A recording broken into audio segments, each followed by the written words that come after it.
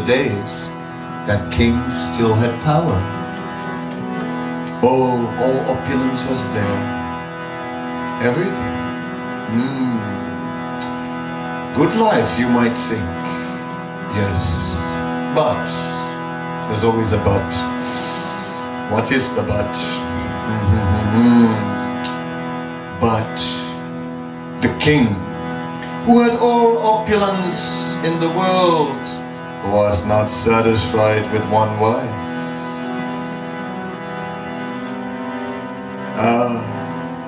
Dhruva. Dhruva was the son of the elder one. Oh, young she was, and beautiful, our queen, the younger one. Oh, the king loved her dearly. And then, oh yes, what could he do? But anything he could to please her. One day, the youngest queen's son was sitting on the king's lap. Dhruva also arrived in the royal court, saw his father seated with his brother, seated on his father's lap. Oh yes, and Dhruva also wanted to sit on his father's lap. And then she spoke and said, "Who do you think you are? No one can sit on the lap of the king unless he is born from my womb."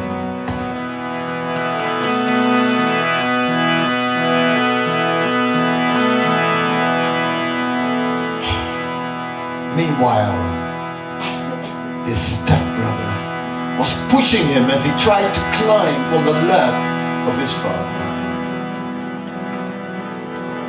Oh,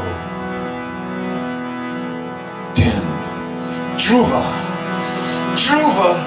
became red hot, burning with anger, and just ran out of there. He was 5 years old. Where would he go? Mom. Sure enough, he went to his mother, burning. He said like this. She said, "What happened? What happened?" He told the whole story, full color, 3D. And he wanted justice. But then his mother, overwhelmed with sadness, said, "My dear son, there is nothing I can do. She is the favorite of the king."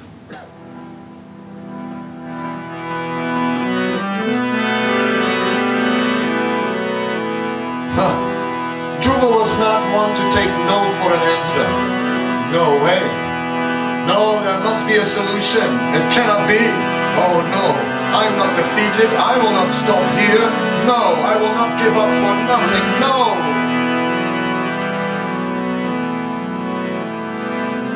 And then she said, "There's only one that can help you, my son. And that is God. I don't know what else we can do now. Pray." He said, "God, where is he? Where can I find him?" She said, "Well, I don't know, but some sages say that he can be found in the forest." All right, Dhruva left. He left home right there and then, went to the forest, didn't care. Tigers, lions, jackals, you name it, vultures, all creatures could not intimidate him. 5 years old, angry. His anger hadn't cooled off a bit. He was a king's son. fighter. One whose honor meant everything to him. The insult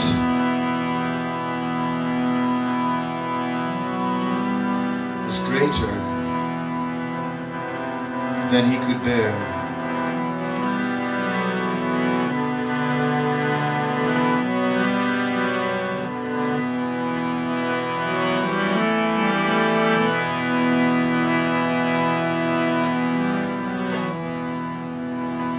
There is a sage who plays a veena and can travel through outer space because he has a spiritual body. Oh, Narada, Narada, who knows everything. It is said that Narada once himself was young and became a yogi. He then became so powerful by the blessings of great sages that he attained spiritual perfection to the point where he attained a spiritual body. It said in that body, Narada had the power to know the mind of everyone. I don't know if I would want that, but I have enough with my own mind and I wouldn't really want to know what is on your mind, what to speak of all people. My God. But Narada had this power. So Narada noticed that this boy Dhruva in the forest had extraordinary determination.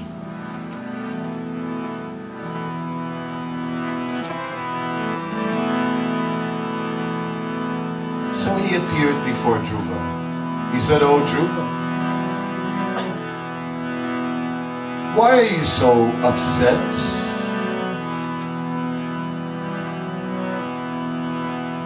It's just a family thing. Happens in every family sometimes, you know. No reason to stay angry and stay in the forest. Go home. Go home, oh Dhruva. Go home." Dhruva said, "I cannot hear what you say because it doesn't appeal to my heart. Therefore, I cannot hear what you say." Then Narada said, "Oh, listen, my Dhruva. All these relationships in the world are temporary. Mothers, queens, younger queens, kings, kingdoms, all these things are of the world, Dhruva. They are temporary. And you, O Dhruva, are eternal. Therefore, O Dhruva, just let it be. And now, focus on eternity."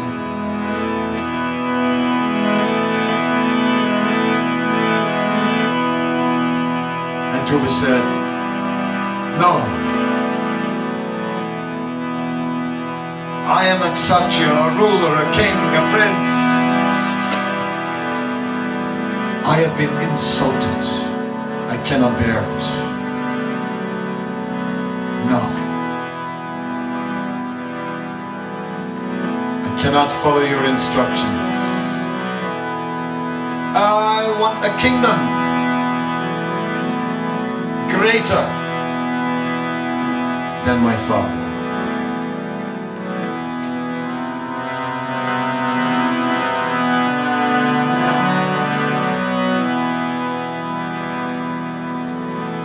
Then Narada told him, "All right.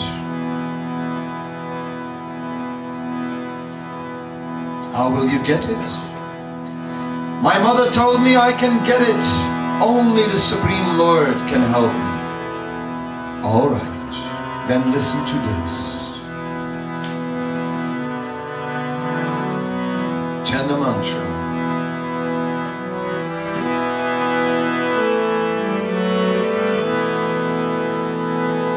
Om Namo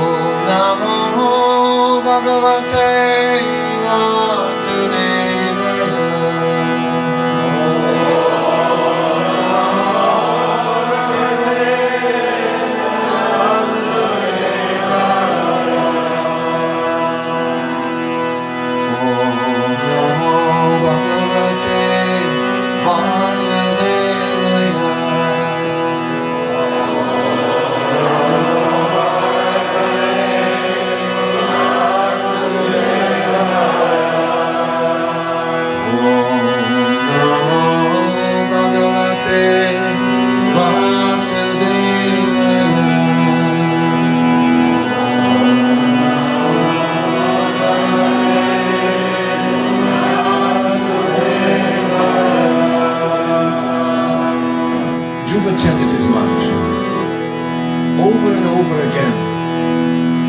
And Dhruva also practiced yoga and learned pranayama and how to control the ingoing breath and the outgoing breath.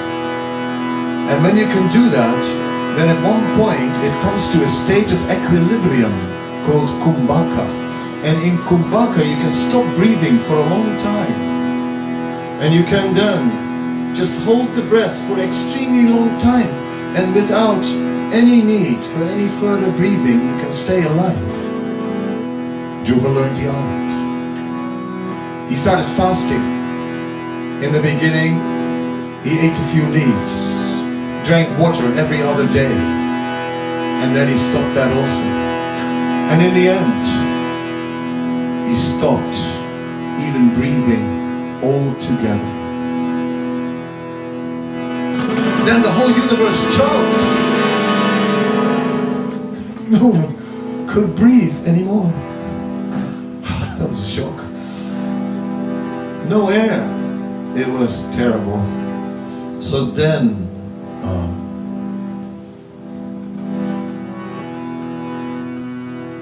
Vishnu appeared to save the situation. And because Dhruva was only 5 years old, he was not very expert at speech. He couldn't give a big speech, you know, kind of childish language. So Vishnu carries a conch shell, and with that conch shell touched Dhruva on the head. And then after that, Dhruva was able to speak very eloquently.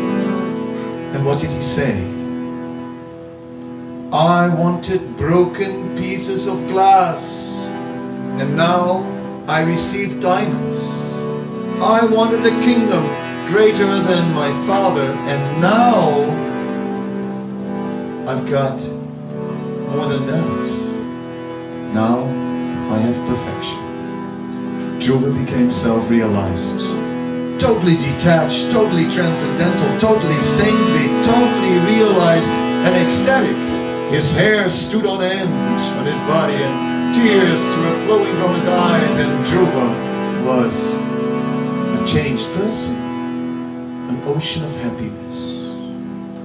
Meanwhile, back home, oh, his father, you know, his father was so upset that his son had left, that for that, he hated the younger queen. He could see through her beauty now. You, who has the heart of a fox. Beauty that is only skin deep, but no beauty in the heart. What kind of beauty is that? It is treacherous. Out of my sight.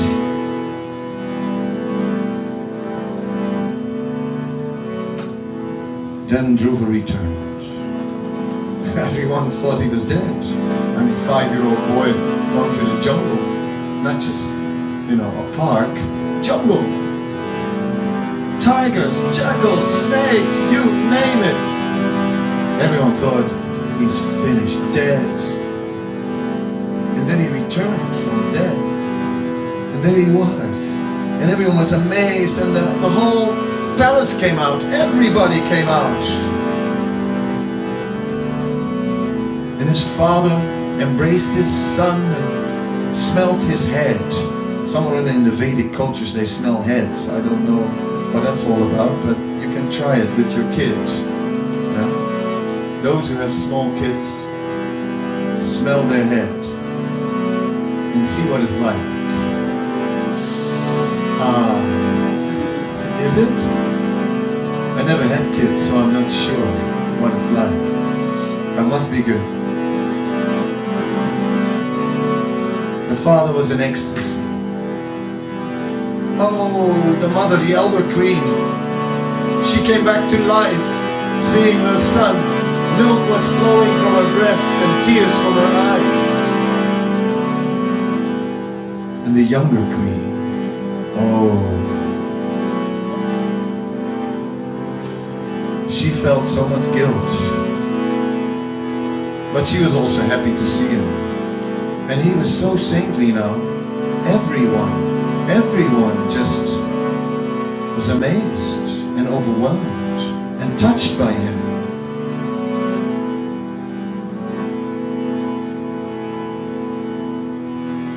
Oh, but that's not the end of the story.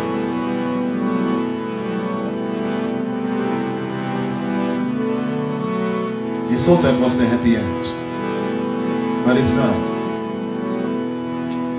Since Dhruva, when he had been performing his austerities, wanted a kingdom greater than his father, that's not all he wanted. He was angry.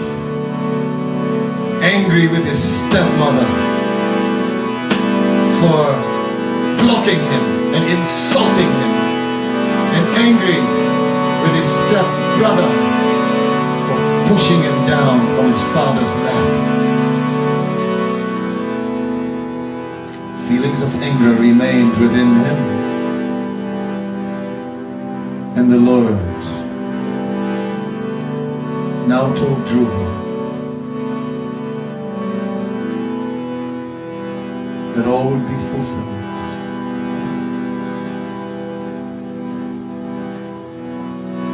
One day, his mother was traveling, and while passing through a forest, suddenly there was a huge bushfire. And you know how these bushfires go, they go at a great, great speed. And they didn't. She had no chance. The fire caught up with her. Bye bye, younger queen. Bye bye, younger queen. Nothing remained but ashes. His anger. And his brother. Later, Dhruva became king, and he ruled the kingdom, and then one day the kingdom was attacked by mountain people, and they killed his brother. And this time Dhruva became so angry, to revenge his brother, he started killing all the mountain people. All of them. Maybe his anger was nourished by guilt, because people do a lot of things out of guilt in this world. Yeah?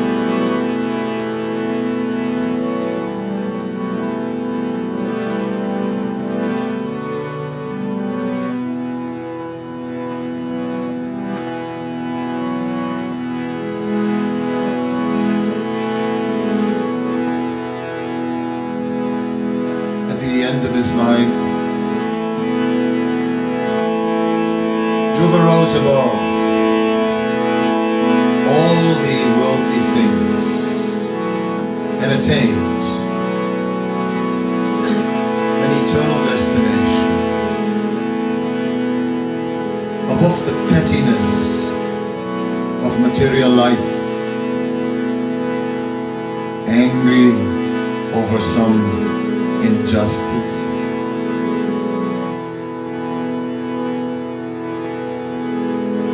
He attained love, which was above it all.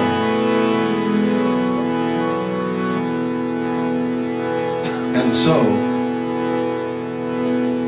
our Dhruva lived happily ever after.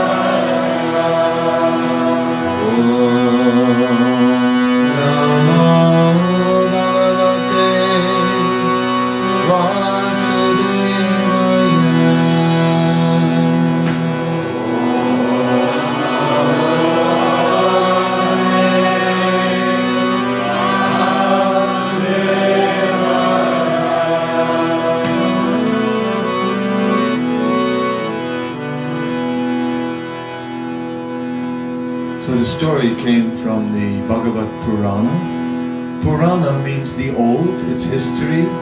These are the Vedic history books, and they write specifically the history of great spiritual events. And you can actually yourself read the story in much more detail, or you could Google it, that's another option, and you'll find more detail about Dhruva. And actually today was a dramatic rendition with sound effects and so on, for your pleasure, to take you on a journey in the knowledge of ancient times, and ultimately to the timeless realm of spirituality.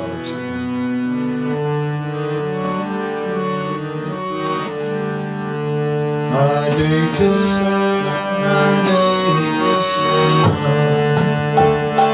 Krishna Krishna, Hare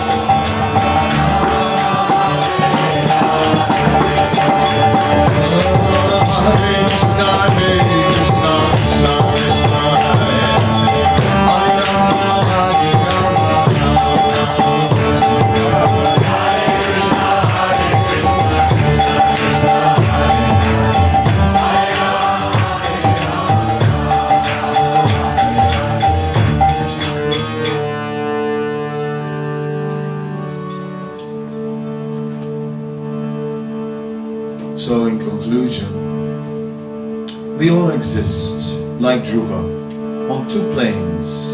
The physical plane, where we belong to a family, where we belong to this earth, where our bodies. And another plane of existence is eternal and totally detached from all of that. It is the soul that is untouched by matter.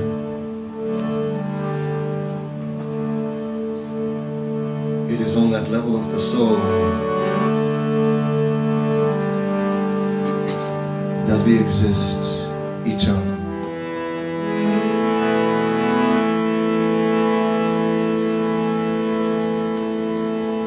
And one who attains perfection in this life